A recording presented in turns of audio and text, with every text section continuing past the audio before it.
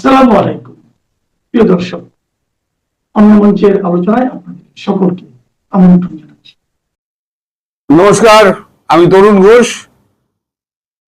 দর্শক, ভারতবর্ষ এতদিন never first নীতিতে চলতো, সেই নীতির এখন কিছু বদল হচ্ছে। এই নির্বাচনগুলো শেষ হয়ে গেলে, এই যে আমাদের 4টে স্টেট এবং একটা 3টে স্টেট এবং একটা আপনার ওই কেন্দ্রশাসিত অঞ্চল, এগুলোর নির্বাচন শেষ হয়ে যাওয়ার পর এই নীতি বদলের একটা সিদ্ধান্ত পাকাপাকি হবে।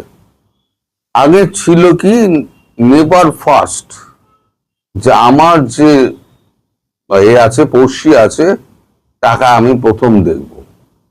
এখন নীতি সামান্য পরিবর্তন করে একটা গুড সামনে বসিয়ে দেওয়া আছে, গুড নেভার ফার্স্ট, মানে ভালো রাষ্ট্র, ভালো পড়শি, সে প্রথম। অর্থাৎ ভালো পড়শি যারা আছে তাদের সঙ্গে সম্পর্ক যেমন পূর্ব ছিল তেমনই থাকবে।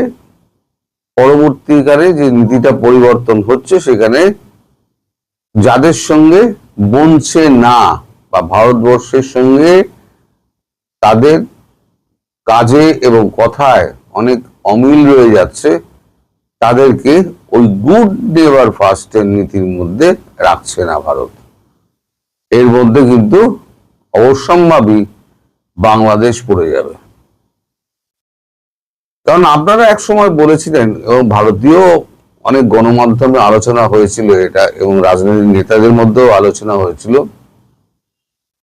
যে সব ডিম এক ঝুড়িতে রাখা ঠিক নয়।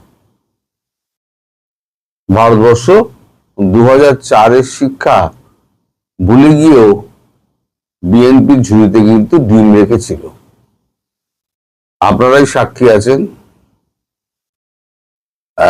আমাদের বেগম জিয়া মারা যাওয়ার পর তারেক জিয়াকে শোক জানাতে জয়শঙ্করজি কোনো দূত না পাঠিয়ে নিজে গেছিলেন, এবং সেই সময়তে প্রধানমন্ত্রী নরেন্দ্র মোদী নিজে টুইট করেছিলেন এবং শোক বার্তা জানিয়েছিলেন, বার্তা পাঠিয়েছিলেন। তার সঙ্গে তাকে ভারতবর্ষে আসার আমন্ত্রণও জানিয়েছিলেন। এমনও ঠিকঠাক হয়েছিল তারেক রহমানের ভারত যাত্রা দিয়েই প্রথম তার বিদেশ সফর শুরু হবে। কিন্তু আলটিমেটলি তার কোনো এখনো পর্যন্ত সিদ্ধান্ত হলো না। আমাদের দেশে খলিলুর রহমান ঘুরে গেছেন কবে? তারপর থেকে ভারতবর্ষকে একটা কথা বলতে বলে দেখেছেন? ভারতবর্ষ কিন্তু বলেনি। দ্বিতীয় হচ্ছে, খলিলুর রহমানকে ডেকে পাঠানো হয়েছিল। খলিলুর রহমান বলেছেন, আমি একটু ব্যস্ত আছি। তার মধ্যে ভারত আর চাপাচাপি করেনি, কারণ ইলেকশন রয়েছে, মোদীজিও ব্যস্ত, সমস্ত জায়গায় ঘুরে বেড়াচ্ছেন, অমিত শাহ তো এইখানেই পড়ে রয়েছেন, রাজনাথ সিংহ দৌড়ে বেড়াচ্ছেন। এখন একা জয়শঙ্করজি সব দিক সামলাতে পারবেন না বলে এখন কেউ কাউকে আর দেখা করার জন্য ডাকছেও না, সময়ও দিচ্ছে না। এই ইলেকশনটা 29 তারিখ মিটে যাবে, 4 তারিখ ফল প্রকাশ হয়ে যাবে, 7-8 তারিখের মধ্যে সরকার গঠন এবং মন্ত্রিসভার শপথ গ্রহণ সব কমপ্লিট হয়ে যাবে। তারপরে এই যে বিলটা যেটা আসছে, গুড নেভার ফার্স্ট যে নীতি আসছে, সেই নীতিটা অ্যাপ্লাই করা হবে। এখনো যদি ফর্মালি নীতিটা প্রণয়ন হয়নি, কিন্তু এখনই কিন্তু আপনাদের ওই বাংলাদেশে চাল ডাল রপ্তানির ক্ষেত্রে কিন্তু অনেক বিধিনিষেধ আরোপ করে দেওয়া হয়েছে। আমি তো এই দেশে, আমি জানি না, আপনারা জানাতে পারবেন আমাকে, যে ইদানিং ভারতবর্ষ থেকে কত চাল ডাল তেল নুন কত গেছে। আমি তো জানি না, আপনারা নিশ্চয়ই জানবেন। যদি আমাকে একটু কমেন্টে জানান, তাহলে আমি একটুখানি আমার একটু জ্ঞানটা বাড়বে। আমি আপনাদের কাছ থেকে এটা জানতে চাইছি যে কতটা চাল ডাল আপনারা পেয়েছেন, আর কতটা তেল আপনারা পেয়েছেন, আবার কবে তেল পাবেন। এদিকে আদানির তো 3 নম্বর প্ল্যান্টটা 800 মেগাওয়াটের প্ল্যান্টটা বসে গেছে বলে একটা কারণ দেখানো হয়েছে। যদিও আমি আপনাদের একটা ভিডিওতে বলেছিলাম, 2 দিন আগের একটা ভিডিওতে বলেছিলাম যে তারা ওই নতুন যে বন্ধটা করেছে, কারণ ন্যাশনাল গ্রিডে যখন লাইনটা ঢোকানো হচ্ছে তখন তো চালু লাইনে ঢোকানো যাবে না, সেটা কয়েক হাজার ভোল্টের লাইন। তাই এটাকে অফ করে দিয়ে, চুল্লিটাকে অফ করে দিয়ে 3 নম্বর চুল্লির এটা লাগানো হচ্ছে। এটা হচ্ছে 800 মেগাওয়াটের, আর দুটো আছে 400, 400, 800 মেগাওয়াটের। তাহলে আর 400, 400, 800 আর এদিকে 800, 1600 মেগাওয়াটের এই টোটাল 3টে প্ল্যান্টের ক্ষমতা, উৎপাদন ক্ষমতা। তার মধ্যে একটা প্ল্যান্ট যদি বসে যায়, এখন তো বাংলাদেশে এখন তো দিনের বেলাও তারা দেখছে বোধহয়, এমন যে অবস্থা। আমি জানি সকলের ভিউজ কমে যাওয়ার একটাই কারণ, সেটা হচ্ছে আপনারা মোবাইল চার্জ দিতে পারছেন না, কারেন্টই থাকছে না। তারপরে আপনাদের দেশের যে তেলের সংকট, সেই তেলের সংকট মোকাবিলা আপনারা করতে পারছেন না। বিদ্যুৎ উৎপন্ন নিজেরাও করতে পারছেন না। একটা তৈল শোধনাগার ছিল পায়রা বোধহয়, বেটি খোলে আমার জানাবেন, পায়রা তৈল শোধনাগার, সেটা ক্রুড তেলের অভাবে ফালতু চালিয়ে রাখার কোনো দরকার নেই বলে ওটাকে বন্ধ করে দিয়েছে। কালকে একটা ফটো কার্ড দেখলাম, বড়পুকুরিয়া তাপবিদ্যুৎ কেন্দ্র, সেটাও নাকি বন্ধ হয়ে গিয়েছে। সত্যি মিথ্যে আমি জানি না, আমি একটা ফটো কার্ড দেখলাম। তো এই যে যখন অবস্থা, তখন না আছে খাদ্যপণ্য, না আছে বিদ্যুৎ, না আছে আপনার যানবাহন চলাচলের জন্য পর্যাপ্ত তেল, তাহলে কোন জায়গায় গিয়ে পৌঁছাতে তারেক রহমান। যদিও আপনাদের দেশে ইতি খবর টবর রটিয়ে দেওয়া হচ্ছে যে ভারতের সঙ্গে সম্পর্ক স্থাপনের ব্যাপারটা আবার পুনরায় স্থাপন করার জন্য ভারত নাকি আগ্রহী, তারেক রহমান কি রাজি হবে, এরকম একটা খবর করা হচ্ছে, চারদিকে রটানো হচ্ছে। কিন্তু খবরটা সর্বৈব, আমি ভুল বলবো না, বিভ্রান্তিকর। কারণ ভারত একবার সুযোগ দিয়েছিল, দ্বিতীয়বার সুযোগ দিয়ে, প্রথমবার তো ঝাড়কে সুযোগ দিয়ে, দ্বিতীয়বার মোদীজি সুযোগ দেন। নওয়াজ শরীফের নাতনির বিয়েতে গিয়েও তাই কিন্তু সুযোগ দিয়েছিলেন। তারপর কি করলো, কারগিলে চড়ে বসলো, আর সুযোগ দেবে না। তেমন দ্বিতীয়বার সুযোগ কিন্তু তারেক রহমানকে দিয়েছিল, আর ভারতবর্ষ সুযোগ দেবে না। ভারতবর্ষের সরকার আসবে, সরকার চলে যাবে, কিন্তু নীতি যা থাকবে সেই নীতিটা কিন্তু একই থাকবে।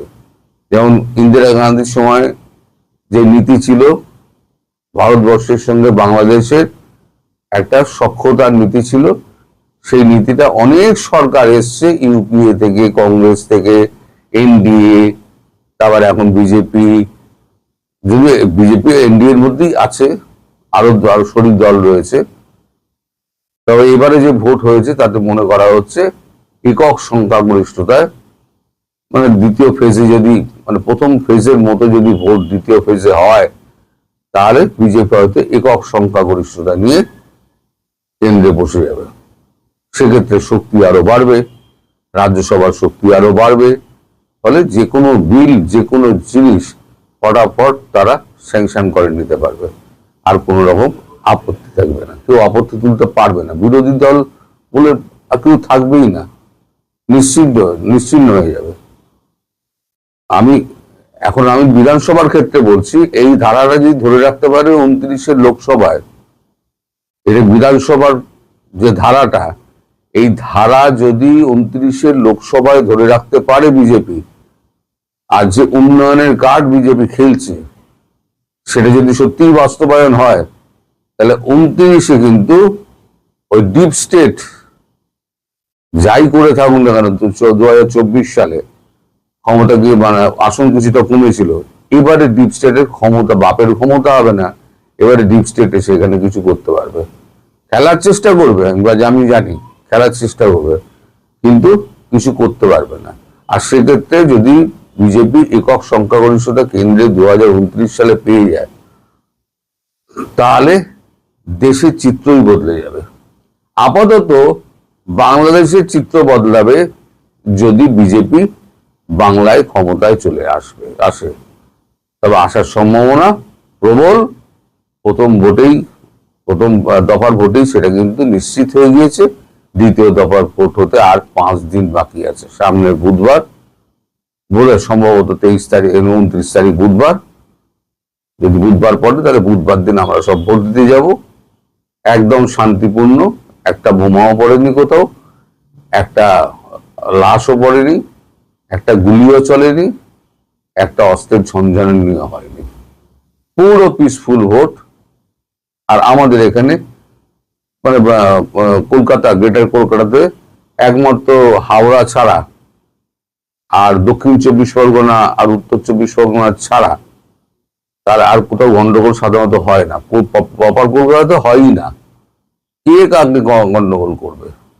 তো যাই হোক, এখন যদি বিজেপি এসে যায় ওয়েস্ট বেঙ্গলে, তাহলে বলেছি ফুল হাওয়া টাইট।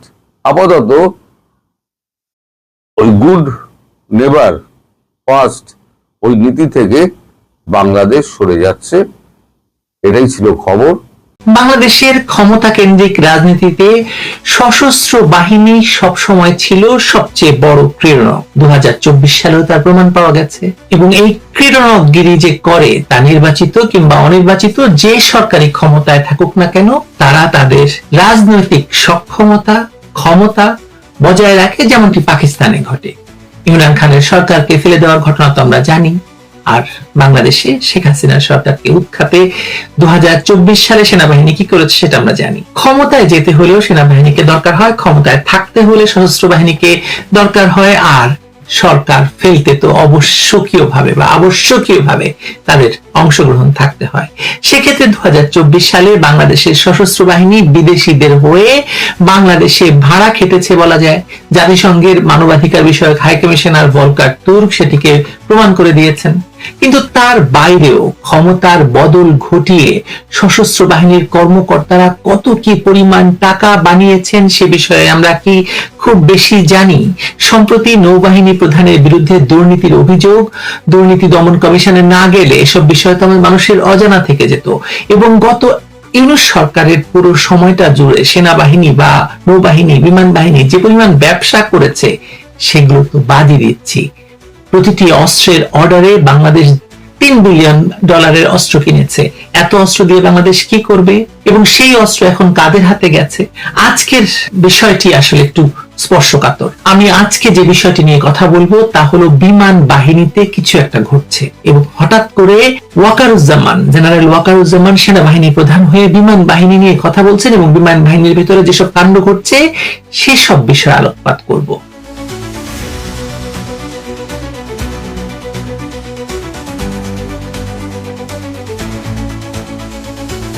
বাংলাদেশ বিমান বাহিনীর ভেতর থেকে যে খবর আসছে তা রীতিমতো শিউরে ওঠার মতো। একাধিক নির্ভরযোগ্য সূত্র বলছে, পাকিস্তানের ভয়ঙ্কর জঙ্গি সংগঠন তেহরিকে তালেবান বা টিটিপির সাথে সম্পর্ক রাখার সন্দেহে বিমান বাহিনীর কয়েকজন সদস্যকে চুপচাপ তুলে নেওয়া হয়েছে। কোনো ঘোষণা নেই, কোনো সংবাদ সম্মেলন নেই, কিন্তু বাহিনীর ভেতরে যা ঘটছে আপনি যদি একটু চোখ বন্ধ করে চিন্তা করেন তাহলে বুঝতে পারবেন যে কিছু একটা মারাত্মক ঘটনা ঘটে গেছে। হঠাৎ করেই সব সদস্যদের ছুটি বাতিল, নির্দিষ্ট পর্যায়ের কর্মকর্তাদের মোবাইল ফোন নিয়ন্ত্রণে নেওয়া, হালনাগাদ সদস্য তালিকা দ্রুত সদর দপ্তরে পাঠানোর কঠোর নির্দেশনা, সবকিছু কেমন ফিশি। যারা বাহিনীর গতিবিধি জানেন তারা বলছেন এই ধরনের পদক্ষেপ এর আগে কখনো দেখা যায়নি।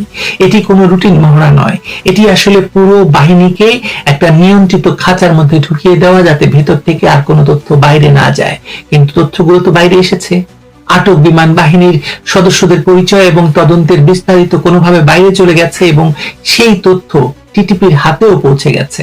2024 সালে ক্ষমতা দখলের পর পাকিস্তানের সঙ্গে ইউনূস সরকারের যে দহরম মহরম, সেনাবাহিনী, বিমান বাহিনী, নৌবাহিনীর ভিতরে যে আদান প্রদান, লেনদেন, চট্টগ্রামে কার্গো আসা, চট্টগ্রামে কার্গো মানে কোনো তদন্ত ছাড়া, তল্লাশি ছাড়া খালাস হয়ে যাওয়া, পপি সিড ধরা পড়া, অনেক গল্প এখানে রয়েছে। সবকিছু সংযুক্ত, কানেক্টেড। এবং এই যে টিটিপি, এই টিটিপি সহ আরো যে সব সংগঠন আছে, তাদের অনলাইন তৎপরতা হঠাৎ করে বেড়ে গেছে বলে আমরা দেখতে পাচ্ছি। তার বার্তায় আইন শৃঙ্খলা বাহিনীর ভেতরে থাকা সমর্থকদের সজাগ থাকতে বলা হচ্ছে এবং পরিস্থিতি কাজে লাগানোর ইঙ্গিত দিচ্ছে। গোয়েন্দারা এটাকে সাইকোলজিক্যাল অপারেশন হিসেবে দেখছেন, বাহিনীর ভেতরে ভয় আর বিভ্রান্তি ছড়িয়ে দেওয়ার সুচিন্তিত কৌশল হিসেবেও কেউ কেউ বর্ণনা করছেন। এর মধ্যে আরেকটা উদ্বেগজনক তথ্য এসেছে।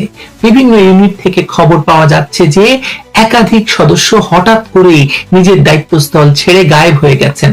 কারো কারো ব্যাপারে শোনা যাচ্ছে দেশ ছেড়েছেন, তবে তা নিশ্চিত নয়। এই অনুপস্থিতি নিছক কাকতালীয় কিনা, নাকি ভেতরের নেটওয়ার্কের কেউ কেউ আটকের আগেই পালাতে সক্ষম হয়েছে, এই প্রশ্নের জবাব এখন কর্তৃপক্ষ দিচ্ছে না। এখন এই বিষয়টিকে বিচ্ছিন্নভাবে দেখার কোনো সুযোগ নেই, কারণ ঠিক একই সময়ে সেনাপ্রধান জেনারেল ওয়াকারুজ্জামান ন্যাশনাল ডিফেন্স কলেজের এক অনুষ্ঠানের বক্তৃতায় দাবি করলেন যে কক্সবাজার বা চট্টগ্রাম অঞ্চলে যদি বিমান বাহিনীর শক্তিশালী অবস্থান থাকতো, তাহলে রোহিঙ্গা সংকট নাকি সৃষ্টি হতে পারতো না। মানে কি হইলে কি হইতো, এটা তিনি এখন বলছেন, কারণ বিমান বাহিনীর ভেতরে এমন সব ঘটনা ঘটছে। তিনি বললেন, দীর্ঘদিন মাল্টি রোল কমব্যাট এয়ারক্রাফট কেনা হয়নি, পর্যাপ্ত আকাশ প্রতিরক্ষা সক্ষমতা না থাকার কারণে এই সংকট। শুনতে দেশপ্রেমিক সেনাপ্রধানের যৌক্তিক বক্তব্য মনে হতে পারে, কিন্তু ভেতরে যখন জঙ্গি রাস্তানা, তখন যুদ্ধ বিমানের জন্য এই হাহাকারের মানে কি? যে বিমান বাহিনীর সদস্যরা টিটিপির মতো ভয়ঙ্কর জঙ্গিদের সাথে যোগাযোগ রাখছেন বলে সন্দেহ করা হচ্ছে এবং পুরো বিমান বাহিনীর ভেতর তোলপাড় হয়ে যাচ্ছে, সেই বাহিনীর হাতে মাল্টি রোল কমব্যাট এয়ারক্রাফট তুলে দেওয়া মানে কি জঙ্গিদের হাতে যুদ্ধ বিমান তুলে দেওয়া নয়? এবং সেটা ভারতের বিরুদ্ধে ব্যবহার হবে, এটাই তো তাদের উদ্দেশ্য নাকি? এই ঘটনাকে বিচ্ছিন্নভাবে দেখার আরেকটা কারণ নেই, এই জন্য যে বাংলাদেশের মাটিতে জঙ্গি নেটওয়ার্ক ইতিমধ্যে শেকড় গেড়ে বসেছে এবং এই শেকড় এখন সামরিক বাহিনীর দেয়াল ডিঙিয়ে ভেতরে ঢুকে পড়েছে। 2016 সালে হোলি আর্টিজানের হামলার পর থেকে বিশ্লেষকরা বারবার বলে আসছেন, এই হামলাগুলোর ধরন দেখলে স্পষ্ট যে এর পেছনে সামরিক কায়দায় প্রশিক্ষিত মানুষের হাত আছে। সেই সন্দেহ এখন আর প্রমাণের অপেক্ষায় নাই। ঢাকার রূপনগরে আপনাদের মনে থাকার কথা, বিবিসি রিপোর্টে আমরা দেখেছিলাম, এই আকবর হোসেন বিবিসি রিপোর্ট করেছিলেন। তখন আকবর হোসেন, যিনি কিছুদিন ইউনূস সরকারের আমলে লন্ডনে প্রেস মিনিস্টার হিসেবে দায়িত্ব পালন করেছেন এবং সম্প্রতি তিনি চাকরি ছেড়ে দিয়ে বাংলাদেশে ফেরত গেছেন, তার রিপোর্টে আমরা জেনেছিলাম যে রূপনগরে পুলিশের জঙ্গি বিরোধী অভিযানে নিহত হয়েছেন সেনাবাহিনীর অবসরপ্রাপ্ত মেজর জাহিদুল ইসলাম। তিনি বাংলাদেশের মিলিটারি একাডেমির 43 লং কোর্স থেকে 2000 সালে কমিশন লাভ করেছিলেন। আপনারা সামরিক বাহিনী থেকে চাকরিচ্যুত একাধিক জঙ্গি এখন প্রশিক্ষক হিসেবে কাজ করছেন বলে জানেন এবং 2024 সালের জুলাই সন্ত্রাসীদের সঙ্গে মিলে আওয়ামী লীগ সরকার পতনে তারা 7.62 স্নাইপার রাইফেল সহ কিশোর গ্যাংদের অস্ত্র প্রশিক্ষণ দিয়ে মাঠে নামিয়েছিল। মেজর হাসিনুর রহমানের নাম তো এখন প্রকাশ্যে আমরা জানি। এসব কি নিছক কাকতাল? এই জঙ্গিরা তারেক রহমানের সরকারকে ছেড়ে দেবে মনে করছেন?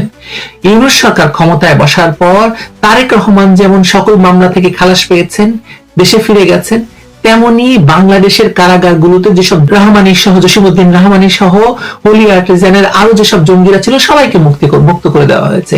বাংলাদেশে কোনো জঙ্গি নাই বলে বলা হচ্ছে। হঠাৎ করে বিমান বাহিনীর ভেতরে এরকম জঙ্গি ধরা পড়া, আপনার কি মনে হয় না সরকারের কোথাও না কোথাও কেউ একটা চাবি অন করেছে বা একটা সুইচ অন করেছে? তার কারণে এইসব জঙ্গিদের এখন জঙ্গি নিয়ে কথাবার্তা শুরু হয়েছে, জঙ্গিদের ধরার চেষ্টা হচ্ছে। জঙ্গিবাদ গবেষকগণ দীর্ঘদিন ধরে বলেছেন যে একজন সাধারণ নাগরিক জঙ্গি হলে যতটা বিপদ, একজন সামরিক কর্মকর্তা জঙ্গি হলে সেই বিপদ অনেক গুণ বেশি। কারণ সে শুধু প্রশিক্ষিত নয়, সে অস্ত্র সংগ্রহ করতে জানে, অপারেশন পরিকল্পনা করতে জানে এবং একটি সংগঠনকে আইকনিক মর্যাদা দিতে পারে। 2024 সালে আপনারা দেখেছেন, প্রমাণ পেয়েছেন। এই যে ব্রিগেডিয়ার সাখাওয়াত, তখন তিনি নিরাপত্তা বিশ্লেষক ছিলেন, তারপরে তিনি হয়েছেন উপদেষ্টা, এর আগে নির্বাচন কমিশনার। তিনিও বলেছিলেন যে এইসব ঘটনাকে মানে টেস্ট কেস হিসাবে গভীরভাবে খতিয়ে দেখতে নাকি হবে। সেনাবাহিনীর ভেতরে বঞ্চনার ক্ষোভ নাকি জঙ্গি আদর্শের টান তাদের এই পথে নিয়ে গেছে, সেটা জানা দরকার বলে তিনি মনে করেছিলেন। তিনি কিন্তু 7.62 রাইফেলের গল্প আমাদেরকে শুনিয়েছিলেন এবং তার জন্য তাকে স্বরাষ্ট্র মন্ত্রণালয় থেকে সরিয়েও দেওয়া হয়েছিল। আর তিনি সব প্রশ্ন তুলেছেন, সেই সব প্রশ্নের উত্তর খোঁজার বদলে সরকার ব্যস্ত ছিল বা ইউনূস সরকার ব্যস্ত ছিল অন্য হিসাব নিকাশে, পাকিস্তানের সঙ্গে নতুন প্রেমে। আপনারা জানেন যে বাংলাদেশে নতুন নতুন জঙ্গি সংগঠন কাজ করছে। এর মধ্যে সামরিক বাহিনী সংশ্লিষ্ট জামাতুল আনসার ফিল হিন্দাল শারকিয়ার কথা আমরা জানি। এই নতুন জঙ্গি সংগঠন মাত্র কয়েক বছরের মধ্যে এমন একটা কাঠামো দাঁড় করিয়েছিল যা দেখে রীতিমতো মাথা ঘোরে। 55 জন তরুণকে তারা ঘর ছাড়িয়েছে সেই সময় হিজরতের নামে। সেই 55 জনের একজনকেও এখনো পাওয়া যায়নি। অনেকে পাকিস্তানে গিয়ে নিহত হয়েছেন বলে জানা যায়। র্যাবের কমান্ডার সে সময়ে খন্দকার আল মঈন স্বীকার করেছিলেন যে তারা কোথায় আছে সেটা নিশ্চিত নয়।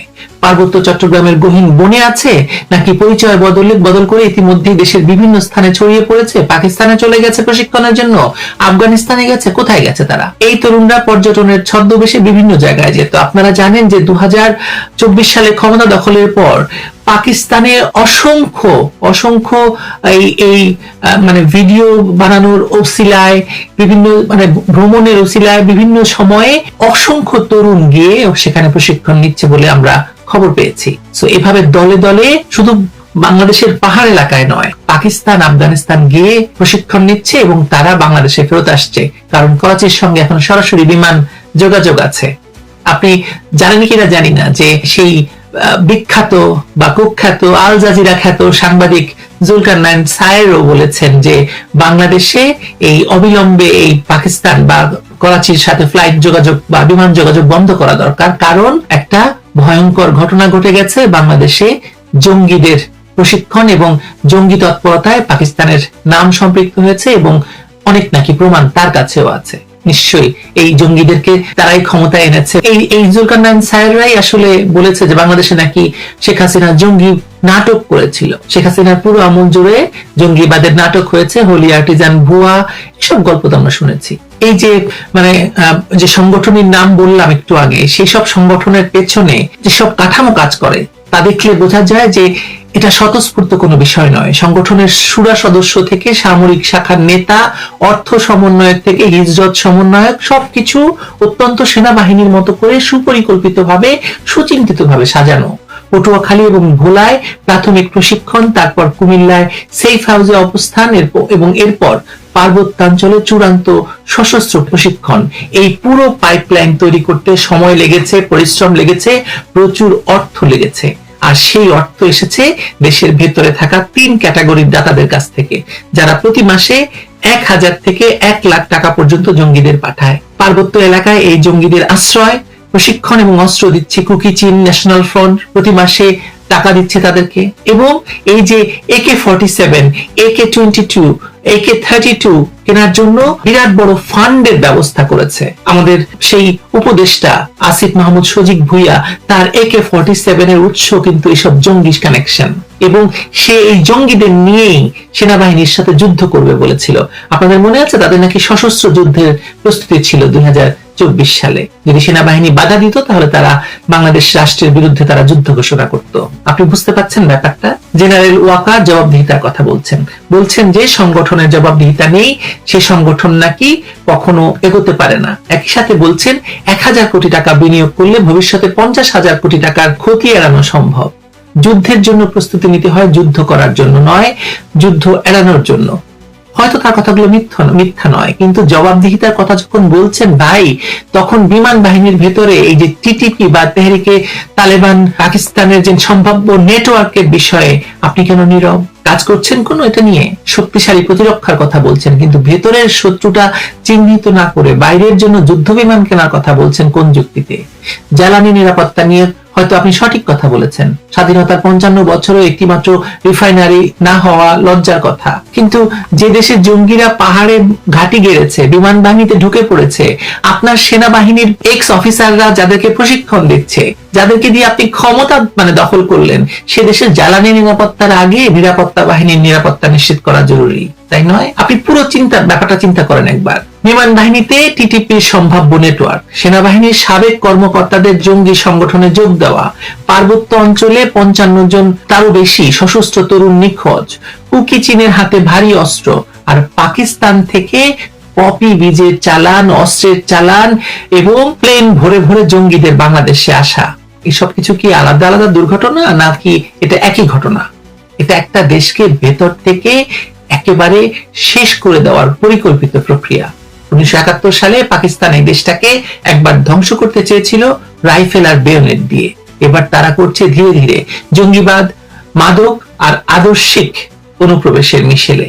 আর তাদেরকে এই কাজে সাহায্য করছে দেশের ভেতরে থাকা তাদেরই পুরনো মিত্র যুদ্ধাপরাধী জামায়াত ইসলামী এবং তাদের ছাত্র সংগঠন ইসলামী ছাত্র শিবির, এনসিপি এবং এই তথাকথিত বৈষম্য বিরোধী গুন্ডারা, যারা অবৈধ ইউনূস সরকার এবং এখন তারেক রহমানের বর্ধিত সরকারের ছত্রছায়ায় রাষ্ট্রের রঞ্জে রঞ্জে ঢুকে আছে। জেনারেল ওয়াকার বলেছেন, আমরা এমন একটি প্রতিরক্ষা বাহিনী গড়তে চাই যা সম্ভাব্য শত্রুদের জন্য কার্যকর প্রতিরোধ হবে।